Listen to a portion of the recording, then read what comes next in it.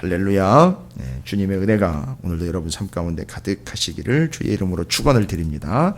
이제 드디어 시편 5권의 시편 가운데 이제 제1권이 마무리가 됩니다. 그래서 제1권 41편까지의 시편의 전체적인 타이틀을 보자면 우리가 시편 1편, 2편을 이미 살펴봤기 때문에 어렵지 않죠. 복 있는 사람이란이라는 타이틀로 갈 수 있을 거예요. 복 있는 사람이란. 그래서 이 권으로 넘어가면 뭐 고라, 아삽 이런 다윗 외에 다른 사람들의 시편도 소개가 돼요. 그런데 중요한 것은요, 이 권에는 가운데에 다윗의 시편이 위치하고 있다라는 사실입니다. 여전히 이 권에서도 다윗의 시편은 상당히 중요한 위치에 차지를 하고 있고요. 역시 시인, 하나님을 찬양하는 자 하면 다윗을 빼놓을 수 없다. 왜냐? 그가 시인의 교육을 받아서 내지는 정식으로 등단된 문인이기 때문이 아니라 뭐 협회에 등록된 사람이 아니고 자격이 된 사람이 아니라 그의 삶 속에서 찬양할 수밖에 없는 상황들을 통해서 진정한 찬양을 올려드린 사람으로서 그가 정말로 하나님을 찬양했다라는 것을 우리는 알 수 있고, 우리도 우리 스스로를 좀 돌아볼 때에 다윗과 비교할 수 있는 근거가 된다라는 것에 의미가 있습니다. 그래서 41편으로서 제1권이 마무리가 됩니다. 제1권 복 있는 사람이란 도대체 어떤 사람이냐 봤더니 일반적으로 가짜와 거짓이 판을 치고 있는 세상에 그것에 물들 우리가 잘못 알고 있고 잘못 믿고 있고 아예 자기가 자기 것으로 만들어서 믿고 있는 게 복 있는 사람이란 누군가 41편까지 쭉 우리는 살펴봤어요. 한마디로 이야기하면 다윗이고요. 그러면 다윗은 어떤 처지인가? 반대로 오늘날 복이 있다라는 것으로 잘못 이해하고 있고 자기가 만들어서 믿고 있는 개념들은요, 부자가 복 있는 사람이다, 건강한 사람이 복 있는 사람이다, 사람들로부터 인정받고 높은 자리에 있는 것이 복 있는 사람이다. 그리고 많은 친구들을 거느리면서 자기가 무슨 세력을 형성이나 하는 것처럼 주변에 친구들이 많은 사람이 정말로 복 있는 사람이다라고 단편적으로요, 그렇게 이야기를 합니다. 그래서 우리는 그 기준으로 이 복을 받았느냐 못 받았느냐를 얘기를 한다는 거죠. 상당히 위험한 것이죠. 물론 그것이 하나님이 복이 주신 결과로서 이야기할 수는 있어요. 그러나 그것 자체를 복이다라고 이야기해버리면 큰일 나는 거죠. 교회 나가야 되는 사람들이 한둘이 아닌 거죠. 그렇게 되면 하나님을 믿지 말아야 되는 사람들이 한둘이 아닌 거죠. 그게 복이다라고 이야기합니다. 그것 자체가 복이다라고 정의를 내려버리면 예수 그리스도가 도대체 뭐냐, 이 질문부터 다시 시작되는 거죠. 믿어야 되느냐 말아야 되느냐 뭐 이렇게 가는 거죠. 그러나 다윗이 제1권 41편까지의 시편을 통해서 우리에게 이야기하고 있는 복이라는 것은 세상이 거짓과 가짜로 이야기하는 그런 복이 아니라 다윗이 충분히 우리에게 얘기를 해줬습니다. 시편 41편까지를 이야기하면서 복 있는 사람으로서의 다윗을 보면 이게 참 머리가 이렇게 한 끝으로 좀 기울어지게 되는, 진짠가 뭐 이런 식으로 보게 되는, 이게 진짜 복인가? 라고 말을 할 수 있는 그런 인생이라고 볼 수 있죠. 왕입니다. 뭐 장수입니다. 성과를 낸 사람이죠. 그걸 복이라고 이야기한다면 나머지는 어떻게 해석을 해야 되는가, 이제 난관인 거죠. 그거에 비할 수 없이 어마어마한 고통과 아픔들을 겪고 있는 다윗. 여러분 시편 41편을 보면 제가 어제도 잠깐 얘기를 드렸지만 시편 41편 역시 다윗이 자신의 이야기를 시편으로 올려드리는 기도의 내용이지만 시편 41편에 기록되어 있는 바로 다윗의 그 모습, 하나님 앞에 서 있는 복 있는 사람의 모습은요, 사면초가의 위기에 놓여 있는 사람입니다. 사면초가라는 것은 사면으로 둘러싸여서 어떻게 나갈 통로가 없는 거예요. 꽉 막혀버린 거죠. 뭘로 막혀버린 겁니까? 41편 1절에 가난한 자를 보살피는 자에게 복이 있으며 재앙의 날에 여호와께서 그를 건지시로다. 뭔 얘기입니까? 경제적인 문제가 막고 있어요. 경제적인 문제 때문에 고통을 당하고 있습니다. 두 번째는요, 3절에 보니까 여호와께서 그를 병상에서 붙드시고 라고 얘기해요. 재밌는 표현인데요. 병상에서 붙드셨다. 병상에서 어디 가지 마 하고 붙잡았다. 병상에서 가지 말고 나랑 좀 있어 라고 이렇게 붙잡는 거잖아요. 뭔 얘기입니까?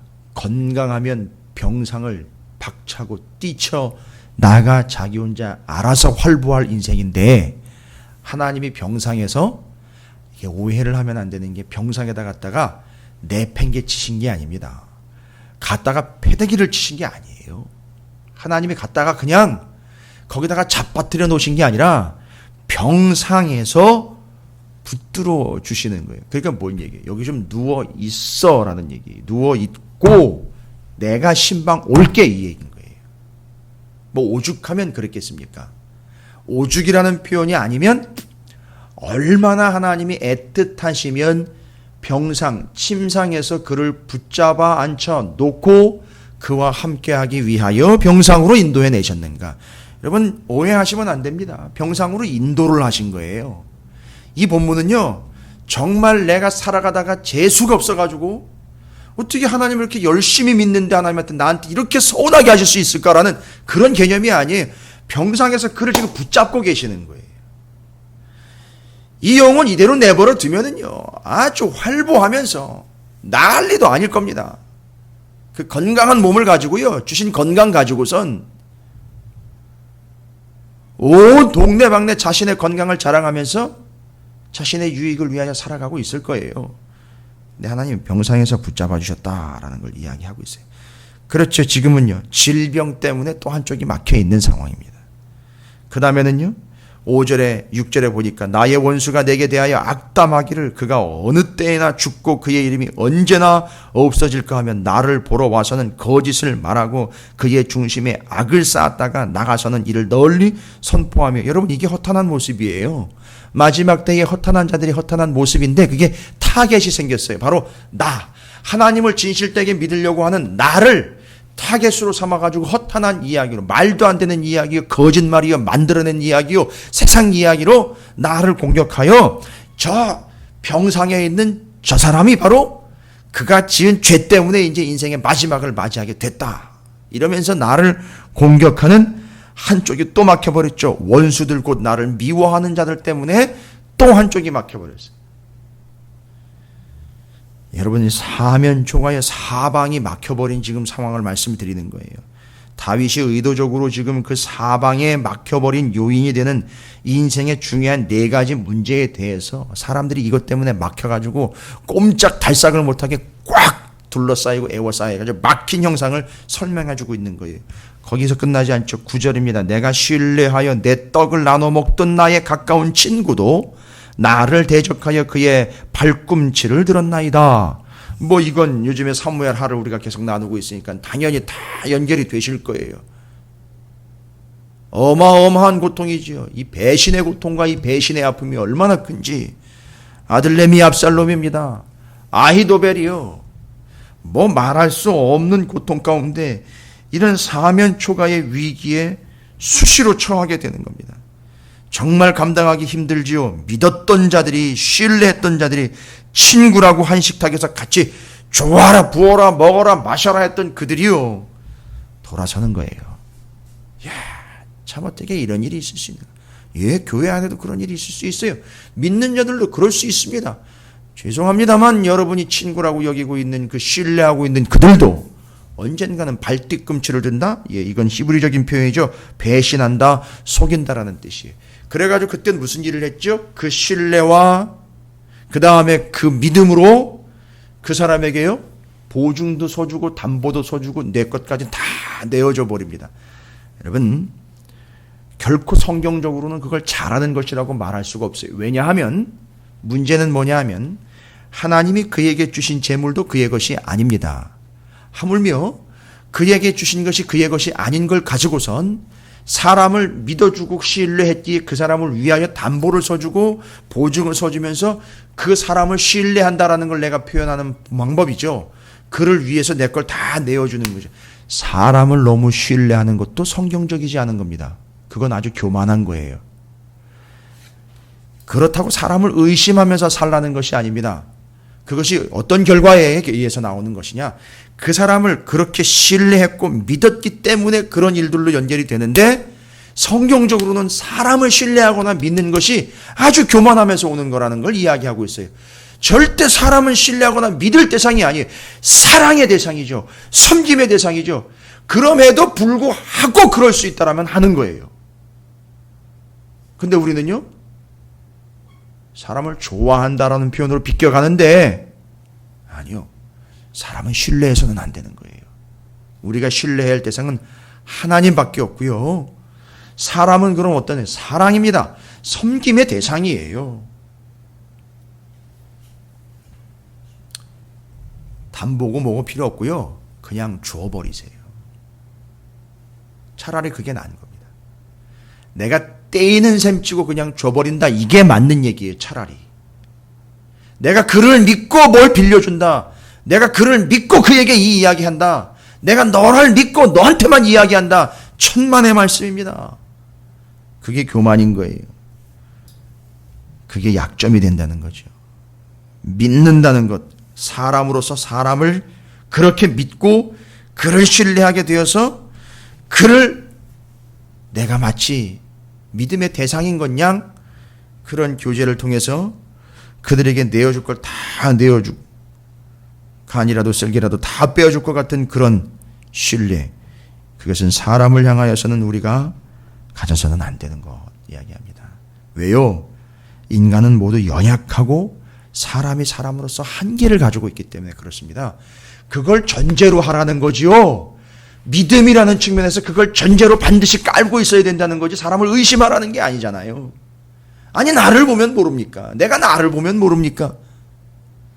수시로 오락가락하고 있는 우리의 현실과 우리의 마음이요, 조속으로 변개하는 우리의 생각과 가치관들이요, 누가 뭐라고 하면 또 그것이 옳은 것 같고 누가 뭐라고 하면 또 그것이 옳은 것 같이 왔다 갔다 하는 내 마음이요. 그래서 그 사람을 믿는다라는 것은 약점이 될 수밖에 없어요.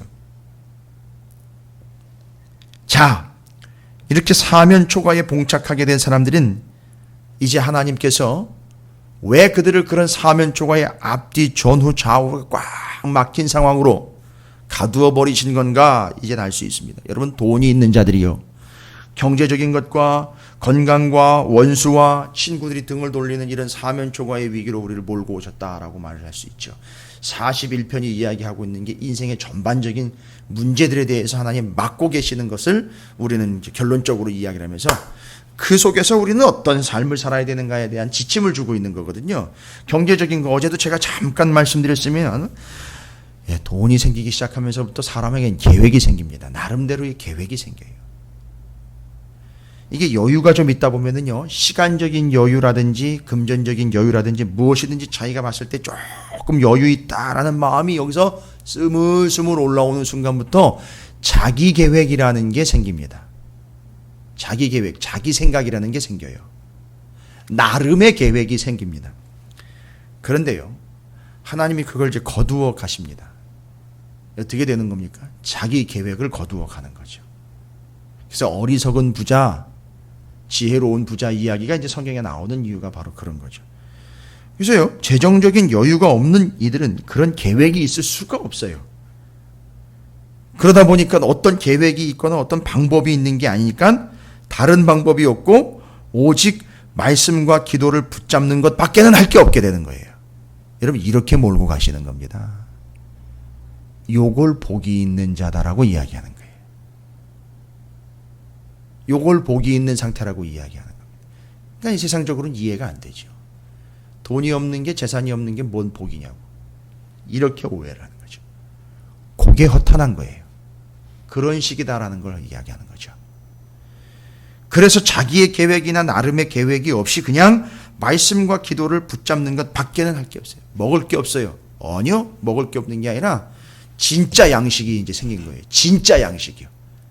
하나님의 말씀만 붙잡을 수밖에 없는, 만나로 먹고 살 수밖에 없는 그런 처지로 하나님이 이끌어내신 거죠. 두 번째는 병이 걸렸을 때, 오늘도 침상에서 그를 붙들고 계신다라 그랬죠. 그거 건강 주는 순간 뛰쳐나가가지고 자기가 하고 싶은 자기 계획들 다 이루어가면서 한다는 거죠. 여러분, 병에 걸렸을 때요, 자신의 한계와 부족함을 직감합니다. 와, 순식간이로구나. 야, 이게 내가 건강할 때라는 게 얼마나 아름다운 이야기인가? 건강하지 않을 때 이제 깨닫게 되는 거죠. 그 고통 속에서 다른 것들 다 끊어져 버립니다. 그리고 하나님과 교제하게 되는 거예요. 어떻게 해요? 하나님이 침대에다 눕혀놓으시고 어떻게 하죠? 당신이 신방 오시는 거예요. 너 딴 데 가지 말고 네가 여기 있어. 그럼 내가 신방 올게. 그래서 하나님이 찾아오시는 거예요. 그래서 이 사람이 깨닫는 게 있어요. 건강할 때 내 계획을 가지고 내가 발길 닿는 대로 가고 싶은 대로 다 내 딛는 게 아니라 건강할 때는 내가 하나님을 찾아가는 거고, 열심으로 성실과 진실로 하나님을 내가 건강할 때 두 다리 건강한 건강을 몸으로 하나님 주신 건강으로 내가 하나님 열심히 찾아가는 거고, 살아가다가 내 건강이 연약해지고 부족해지면 하나님이 찾아오시는 것이고, 이걸 깨닫는 거죠. 강건할 때는 내가 열심을 내 하나님을 찾아가는 거예요. 그러나 연약할 때에는 내가 못 간다라고 한탄할 것이 아니라 그 능력의 하나님이 연약한 나를 찾아오시는 거예요. 침상에다 붙잡아 놓고 그와 교제하시는 겁니다. 누워있는 자에게 직접 찾아오시는 거예요. 얼마나 큰 은혜입니까? 그게 복이라는 거예요. 그게. 또한 원수들이 등장할 때는요, 원수들은요 내 편일 리가 없죠. 그런데 압살롬의 이야기나 아이도벨의 이야기들을 좀 기억해 보십시오. 그들은 내 편이 아니요 똑똑한 자요 내 피부친데도 내게 등을 돌리고 떠나가 버립니다. 그런데 그들은 오히려 내가 잘 알고 있었어요. 나를 너무너무 잘 알고 있는 그들인데, 그들이 원수들이요 그 외에 다른 원수들이 수도 없이 내게 공격하여 올 때 뭐를 깨닫게 됩니까? 하나님만이 유일한 내 편이다라는 걸 깨닫게 됩니다. 와우, 진짜 대단한 겁니다. 이 사면초가의 위기에서 어마어마한 걸 다윗이 경험합니다. 또한 친구들은요, 그렇게 간이고 쓸개고 다 빼어줄 것 같이 내 앞에서 내 비유를 맞춰가며 내가 듣기 좋은 이야기들로 막 너스레를 떨며 늘어났던 그들이요, 같이 먹고 마셨던 그들이요, 다 돌아가 버립니다. 뭐죠? 진짜 친구는 하나님밖에 없다라는 걸 깨닫게 되는 거죠. 이 상황에서. 이걸 깨달으면은요, 사면초가의 본질을 깨달으면 사통팔달의 은혜가 오는 거예요. 사통팔달이요. 어디든지 길이 열리게 되는 사통팔달이요. 사면초가의 위기가 아니라 사통팔달의 은혜라는 걸 깨닫게 되는 거예요. 뭡니까? 이런 재정적이고 병이고 원수고 친구들이 등을 돌려버리고 돌아가 버리는 이 상황에서 이게 하나님의 은혜라는 걸 깨닫는 순간, 이게 하나님의 뜻이고 본질, 왜 내게는 재산이 없는 것이고 돈이 없는데 왜 나는 이런 아픔을 겪어야 되는 거, 왜 원수들은 수도 없이 등장을 하게 되고 왜 친구들은 등을 돌리며 배신하며 돌아가 버리는가 하는 걸 깨닫게 되는 거예요. 이게 복이라는 걸 깨닫는 순간 사통팔달입니다. 뭡니까? 이게 사면초가의 위기가 아니라 하나님의 은혜가 사방에서 임하게 되는 거예요. 그 은혜를 오늘 특별하게 기록을 하고 있어요. 10절부터 보시면 이렇게 하나님께서 말씀으로 사통팔달의 은혜가 임하게 된 걸 기록을 하고 있습니다. 사면초가를 겪어본 자들만 사통팔달을 확인할 수 있는 거죠. 뭐죠? 내 방향이 막혔지만 내 방향이 뚫려버립니다. 첫 번째, 그러하오나, 이게 복이라는 걸 알았습니다. 나는 그러하오나 여호와께서 내게 은혜를 베푸시고, 그걸 통해서 은혜를 베푸셨어요. 그러면 그 네 가지가 다 뭐란 얘기입니까? 재앙이 아니라 은혜라는 걸 깨닫는 거예요. 그러니까 사면초가 있는데 사방이 뚫려버리는 거예요. 다 은혜니까 다 뚫려버리는 겁니다. 거기다가요, 나를 일으키사, 아까 침상에 누워 있었던 나를 일으키사 은혜가 되는 거예요. 한쪽이 또 뻥 뚫려버립니다. 하나님이 나를 일으키사. 다음에는요, 쭉 연결이 되면서 보응하게 하소서, 내 원수가 나를 이기지 못하오니 주께서 나를 기뻐하시는 줄을 내가 알았나이다. 주께서 나를 온전한 중에 어떻게 합니까? 붙드시고 또 영원히 주 앞에 세우시나이다. 이 사통팔달의 은혜를 기억하십시오. 사면초가에서 사통팔달의 은혜로 넘어가고 있는 이 중요한 분기점이 오늘 이 41편을 정리하면서 제1권을 마무리하고 있는 다윗의 최종적인 메시지입니다. 겉으로 봤을 때는 다 막혀서 아무런 방법도 방향도 없는 것 같은데 이것이 은혜가 되어서 하나님이 내게 은혜를 베푸시고 나를 일으키시고 나를 붙드시고 나를 세우셔서 사면초가가 사통팔달이 되어서 뻥뻥 뚫려버리는 인생이 되어버렸다는 거죠. 잘 먹고 잘 사는 거 얘기하는 게 아닙니다. 건강하게 사는 거 얘기하는 거 아닙니다. 사람들이 많이 내편되어 주는 걸 이야기하는 게 아니라 하나님께서 이리 해주신 것을 통한 사통팔달의 은혜를 주시고 일으키시고 붙드시고 세워주신 것입니다. 사면초가의 위기 속에서 하나님이 뻥뻥 사면으로 뚫어 주셨다라는 겁니다. 그리고 다윗이 아멘, 아멘으로 화답을 합니다. 그게 확신이 그의 믿음이 되었습니다. 이스라엘의 하나님 여호와를 영원부터 영원까지 송축할지로다. 아멘, 아멘. 사면초가 사통팔달 다 경험하게 된 거예요, 이 사람은요. 그래서 하나님을 찬양하는 겁니다. 혹시나 한쪽이나 두 쪽, 몇 쪽이 막혀버리는 상황 가운데 있다면 사통팔달을 기대하십시오. 하나님이 그렇게 해서 내 방향, 내 통로를 다 열어버리시는 역사가 있을 겁니다. 막으신 부분이 그 안에서의 은혜를 통해서 열어주시는 놀라운 은혜가 진정한 은혜 일으켜주심과 붙들어주심과 세워주심의 은혜를 그 속에서 경험하게 될 거라는 것을 우리가 기대하면서 다윗의 일권에 정리되는 믿음으로 우리가 오늘을 살아가고 인생을 기대하는 신실한 믿음의 백성들이 되시기를 주님의 이름으로 축원을 드립니다.